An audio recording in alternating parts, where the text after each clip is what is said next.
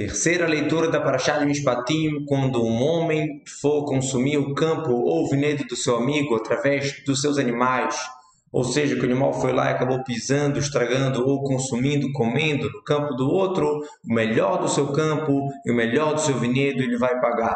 As palavras Yaver, Beirô e Bier, todas têm etimologia de animal, como em outro lugar fala Narno Uveireno, porque o animal está sempre consumindo. O que quer dizer que o homem vai Yaver? O que ele vai fazer? Ele vai fazer os animais dele andar no campo ou no vinedo do amigo e vai acabar prejudicando de uma das duas maneiras, ou enviando, ou seja, através que o animal vai pisar ali, ou consumindo com a boca. Os sábios explicaram Veshilar, exatamente sobre o pé, né, o animal pisando, e Bier é o Shen, é o dente que come e consome, por isso a expressão Bier. E Shilar, de enviar, tem a ver com o pé que é enviado, que é andar. Sdeacher, campo do outro, no campo que pertence a uma outra pessoa. Não é num outro campo, e sim no campo que é do outro. O melhor do seu campo, como assim?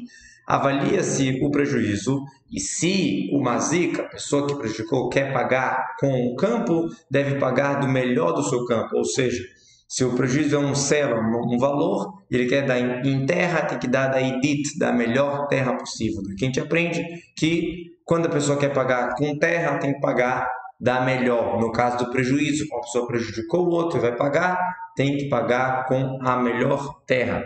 A gente sabe que pode pagar também com dinheiro ou com algo de valor, mas se vai pagar com imóvel, tem que ser algo de total qualidade. Um outro tipo de prejuízo, quando um fogo vai acabar saindo e consumir espinhos e vai acabar queimando os feixes de trigo ou as espigas que estão ali de pé, ou o campo, deve pagar aquele que acendeu aquele fogo, que tetseesh, mesmo por si só, ou seja, eu não fiz o fogo sair, mas naturalmente com um vento comum acabou saindo e ela pegou fogo em espinhos, coisas secas que estavam ali e acabou consumindo o gadish, ou seja, através que ela pegou nos espinhos, chegou ao gadish, que é o montezinho onde já tem o cereal unido, ou a camá, onde estão as espigas de pé, ainda na terra, ou o próprio campo, como assim? O campo que estava arado e o fogo queimou aquele arado e agora ele precisa arar novamente, vai ter um prejuízo.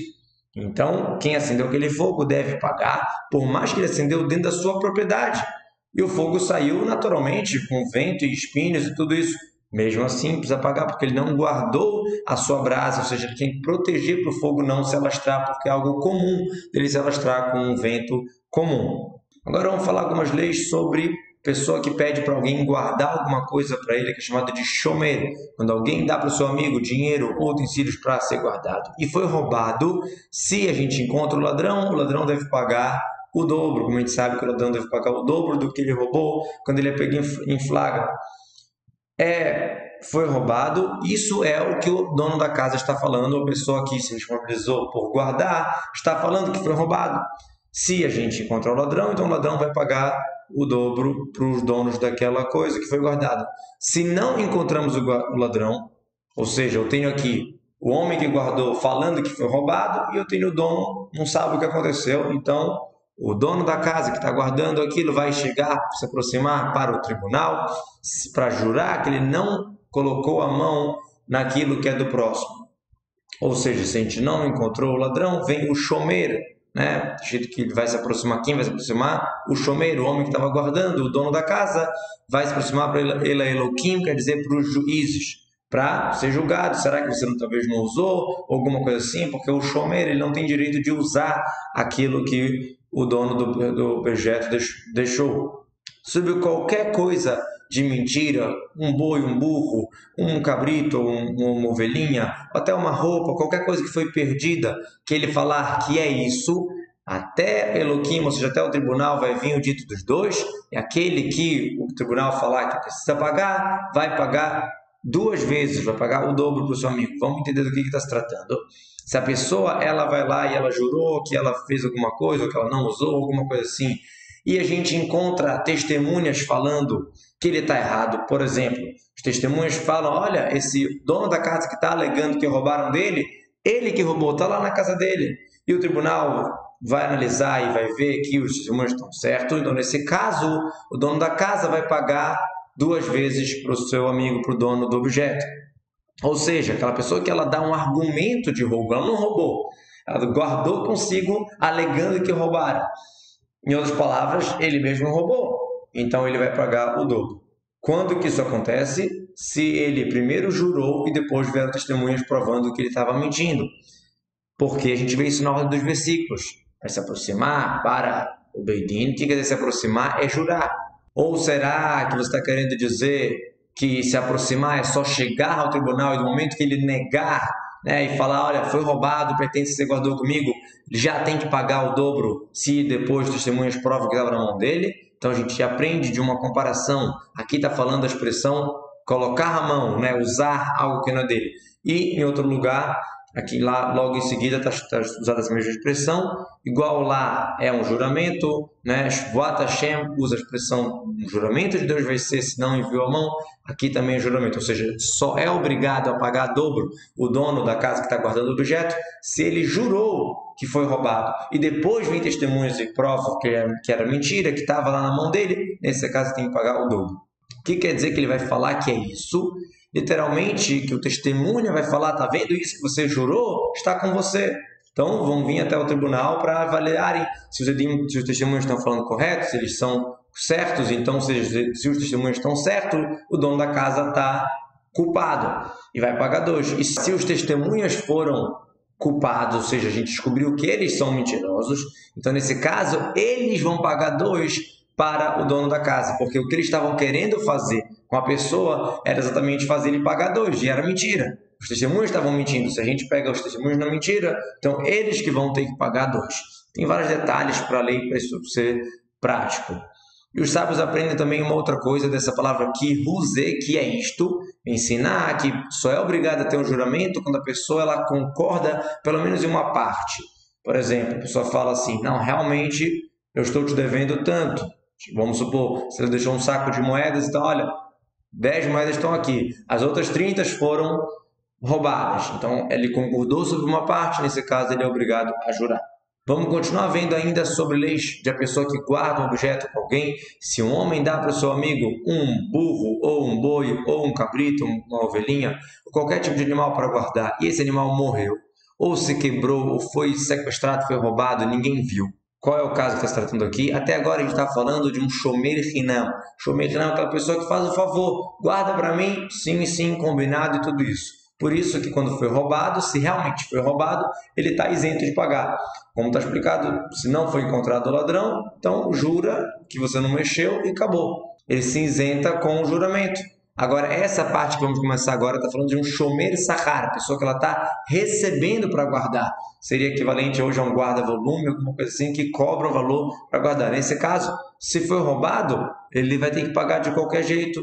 Mas, se for um ônus, uma coisa de força maior, por exemplo, o animal morreu de forma natural. Isso aqui não está na mão de quem guardou, cuidar. Ou se quebrou, foi roubado através de ladrões com armas e tudo isso, uma coisa muito difícil de se cuidar, isso é chamado de uma força maior e não tem nenhum testemunha para falar, vem droer, não tem ninguém vendo.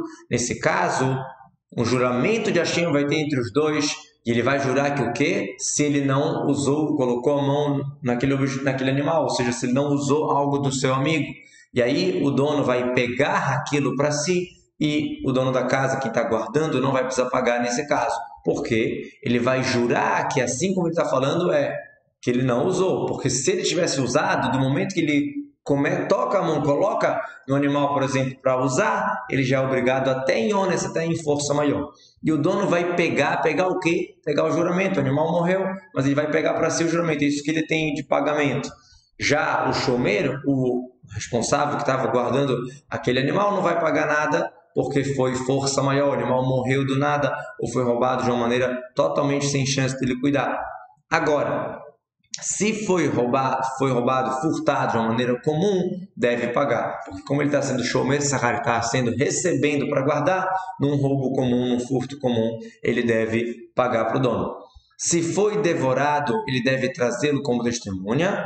A trefá, o animal devorado, não vai pagar. Vamos já explicar. Se ele foi devorado através de um animal feroz, então ele deve trazer testemunha que assim foi, que realmente foi uma coisa ônus de força maior, e ele está isento. O animal devorado não vai pagar, não está escrito trefá, está escrito hatrefá, o animal não devorado.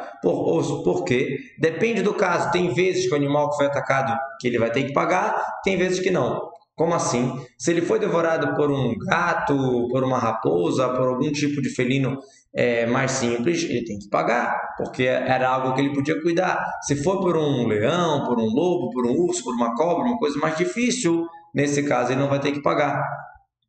E quem te sussurrou o modo de falar? Quem te contou que é para falar assim?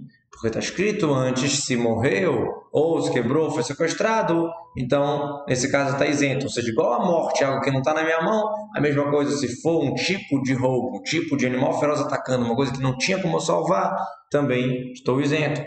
Continuando nessa linha, só que agora sobre empréstimo. Se um homem pega emprestado do seu amigo e o animal morreu, o objeto quebrou, etc.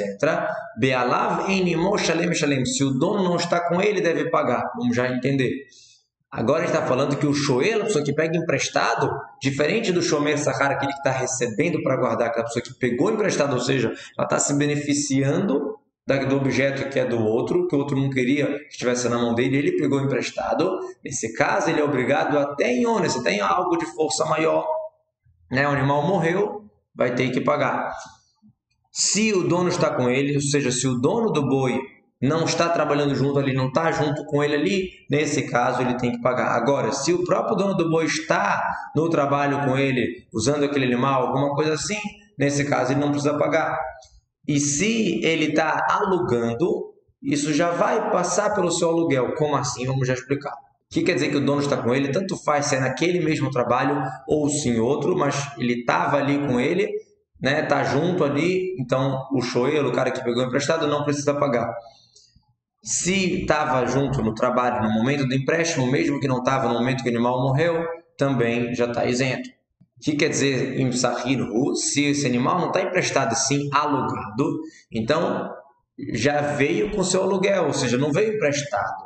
Nesse caso, não é igual ao empréstimo que quem está tendo vantagem é só a pessoa que está usando. E sim, ele pagou, então ele está usando, mas está pagando para usar. Então, nesse caso, não é igual ao shoel, que o shoel, o cara que pegou emprestado, até algo de força maior, ele tem que pagar. Só que a Torá não explicou qual é a lei. Se é como a lei de um shomer hinam, a pessoa que guarda de graça, ou seja, que só um furto comum vai ter que pagar uma coisa um pouquinho mais difícil, já não paga, ou como o shomer sahar, que até um roubo mais sério, ele vai ter que pagar. E os sábios discutem sobre isso, como é que paga. Rabi Meir fala que o caso do aluguel paga como a mesma lei do shomer hinam, que guarda de graça, e o Rabi Uda fala que a mesma lei como o shomer sahar, que é o que guarda pagando, que pagaram para ele guardar. Agora vamos a uma outra lei. Se um homem seduzir uma jovem virgem que ainda não foi noiva e deitar com ela, ele deve pagar o valor dela de ketubá para casar com ela, obviamente se ela quiser. O que quer dizer seduzir? Falando no coração dela até o ponto dela aceitar. A linguagem Yefate é Yeshadel, Shidulo, que é seduzir. Ou deve pagar igual a lei de um marido para uma mulher, ketubá, e casar com ela. Agora, se o pai não quer deixar ela casar, então, nesse caso, ele vai pagar uma multa equivalente ao valor da ketubá de uma virgem, mas não vai casar com ela, já que a família não quer, ou até se ela mesma não quiser. O que quer dizer como o valor das virgens, ou seja, o valor que está explicado na Torá em outro lugar, quando a pessoa ela deita com uma mulher que ele força ela, lá está escrito que vai pagar 50 moedas de prata, aqui também vai pagar 50 moedas de prata, por mais que foi uma sedução, já que ela não quis casar com essa pessoa. Uma bruxa não deve deixar viver, ou seja, deve matar no tribunal. E, na verdade, tanto faz um bruxo ou uma bruxa, só que a Torá ela usou a expressão uma bruxa porque era algo mais comum ter mulheres, feitiçaria, bruxa era algo mais comum, pelo menos naquela época. Daquela pessoa que deita com o animal vai morrer com pena de morte. Qual é a pena de morte? Esquilá, ela é jogada, apedrejada, ela é jogada do segundo andar. Como a gente sabe isso? Porque é a mesma lei, tanto de quem está ativo, tanto da mulher que recebe sobre si um animal, porque lá está usada a expressão do mehembam, que o sangue está neles, que é o castigo de Esquilá, aqui também é esse. Aquela pessoa que sacrifica para Avodah Zará, ela deve ser exterminada, somente para Hashem tem que ser o sacrifício. La Elohim, usei aqui a expressão como se fosse o nome de Deus, mas o Rashi logo explica para a gente que é Avodah Zarah. Se tivesse escrito Le Elohim em vez de lá, eu ia ter que explicar que é Acherim, outros deuses. Como falou La Elohim para o Deus, né, com artigo, é como se estivesse falando algo específico, não precisa explicar o Acherim, outros deuses. Por quê? O Lamed, o Beit, no início da palavra, quando vem com Hataf, né, que seria o Shiva, Lemelech, Lemidbar, para o rei, para Midbar, para o deserto. Então, eu não expliquei qual deserto. Lemelech, para um rei. Qual rei? Não explicou. Por isso, deveria explicar qual cidade, qual deserto e assim por diante. Agora, se falar, por exemplo, Limlachim, para os reis. Qual reis? Qualquer rei, porque não está explicado. A mesma coisa, se tivesse escrito Leloquim, seria para os deuses, ou seja, pode ser o deus de verdade, Kodesh, ou outros deuses de Avodah Zarah. Mas quando está escrito La Eloquim, para o deuses, está falando de algo específico, igual La Meler, para o rei, La Midbar, para o deserto, assim por diante. Já está falando de algo específico, de algum rei específico que a gente já sabe.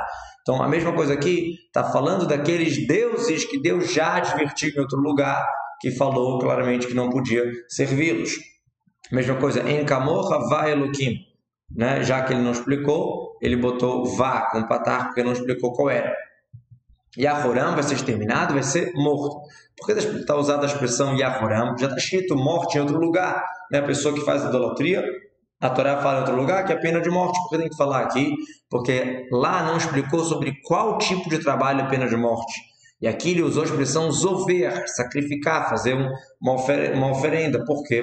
Assim como a oferenda era feita no Beit HaMikdash, dentro do Beit HaMikdash para o céu, assim também o incenso, jogar um vinho, todos os trabalhos que eram feitos no Beit HaMikdash, se fizer para a idolatria, merece a pena de morte. Em qualquer tipo de Avodah Zarah, tanto faz se é normal, é a maneira de servir assim ou não.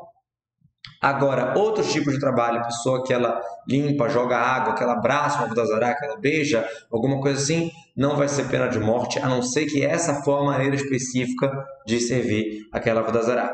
Mais uma lei, o guerreiro, você não deve fazer sofrer, não deve pressionar, porque vocês também eram guerim convertidos, ou seja, forasteiros na terra do Egito. O que quer dizer toné? Fazer sofrer através da fala. Como, por exemplo, olha, você antigamente fazia isso, isso e isso, citá-lo, coisas assim. Não pressioná-lo, ou seja, roubar dinheiro, alguma coisa assim, não ser honesto.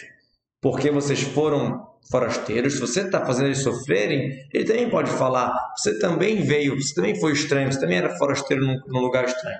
O defeito que tem em você, não fala para o teu amigo. A palavra ger pode ser um estrangeiro, pessoa que não nasceu naquele país, que veio de um país para Lagur, para morar ali, por isso que é o nome ger. E pode ser também o convertido que não era judeu e virou judeu. Toda viúva e órfã você não podem fazer sofrer, ou seja, qualquer ser humano a gente não pode fazer sofrer, mas a Torá está falando de pessoas que é comum da gente acabar fazendo elas sofrerem justamente porque elas já são mais fracas, já são mais delicadas e é muito comum que as pessoas acabam machucando elas. Se você fazer ela sofrer, se ele gritar para mim, eu vou escutar o grito dele, diz Hashem. Esse passuco está resumido, não está explicado qual é o castigo. Como alguns lugares que a Torá não fala, ela fala, olha, quem matar o Caim, não fala o que vai acontecer, só fala que vai ter um castigo. A mesma coisa aqui. A Torá não explicou qual vai ser o castigo, ela só está falando, olha, se você mexer com um órfão ou com a viúva, você vai receber o castigo, sabe por quê? Se ele gritar, eu vou escutar. Veharapi, minha raiva, minha ira vai se irritar, a modo de falar da narina, e eu vou matar vocês com a espada, e as mulheres de vocês vão ser viúvas, e os filhos órfãos. Exatamente o que você machucou é o que vai acontecer lo além no Hazu Shalom. Se já falou que vou matar vocês na espada, obviamente a esposa fica viúva e o filho fica órfão. Então, por que repete isso? Na verdade, é uma outra maldição aqui. Não só que a mulher vai ficar viúva, e sim ela vai estar amarrada com uma viúva viva. Como assim? Ela não vai poder casar com ninguém, porque não vai ter testemunha do falecimento do marido, e ela não vai poder casar com ninguém. E os filhos vão estar órfãos, mas não vão poder nem aproveitar, pegar o pertence do pai, porque o Beidin, o tribunal, não vai deixar, porque não se sabe se a pessoa está viva ou não, se ela liberaria aquele dinheiro ou não. Ou seja, uma situação bem caótica, bem complicada. Se você emprestar dinheiro para o meu povo, para o pobre que está com você, não cobre dele forte e não coloque sobre ele nesher, os juros que vai mordendo, vai abocanhando. Em Kesef, se, diz Rabi Ishmael, toda vez que fala se na Torá, é algo permitido, algo Possível, se você quiser, mas tem 3 vezes que é obrigatório e um deles é esse aqui, a mitzvah de emprestar dinheiro. O do meu povo, primeiro vem meu povo. Se tem alguém do povo de Israel e não do povo de Israel, dê preferência para o povo de Israel. Se tem um rico e um pobre precisando de empréstimo, o rico quer abrir um negócio, alguma coisa assim, dê preferência para o pobre. Se você tem um pobre da tua família e um pobre da tua cidade, os teus pobres vêm antes. Os pobres da tua cidade, de outra cidade, os pobres da tua cidade têm preferência. E essa lei vale para tzedakah também, a preferência que a gente tem que dar para quem a gente vai dar tzedakah. Então, o sentido desse passuque que usou a palavra im, si, é como querendo dizer o seguinte: quando você for emprestar, para quem você vai emprestar? Se você vai emprestar, você tem que pensar e dar preferência para aquele que é do teu povo, para aquele que é do teu pobre, da tua família, da tua cidade, assim por diante. Outra explicação que quer dizer et a mim, com o meu povo, não faça um desrespeito para ele. Já que ele é do meu povo, não desrespeite ele no empréstimo. O pobre com você deve olhar como se você mesmo estivesse pobre. Olha a situação dele, isso vai ajudar facilmente. Não fique cobrando ele, ou seja, não cobre com força. Se você sabe que ele não tem dinheiro, nem apareça para ele como se tivesse emprestado, como se não tivesse emprestado. Ou seja, não envergonhá-lo. Mas se a pessoa tem o dinheiro, então você pode cobrar. Mas se você sabe que ela não tem como, não deve cobrar. E obviamente não pode botar os juros, o neshek, que é uma mordida. Igual uma cobra que faz uma mordida pequena no pé e a pessoa nem percebe. E daqui a pouco isso vai inflando, vai inchando até a cabeça. Ou seja, os juros a pessoa não percebe e daqui a pouco é um dinheiro muito alto que os juros vai descontar.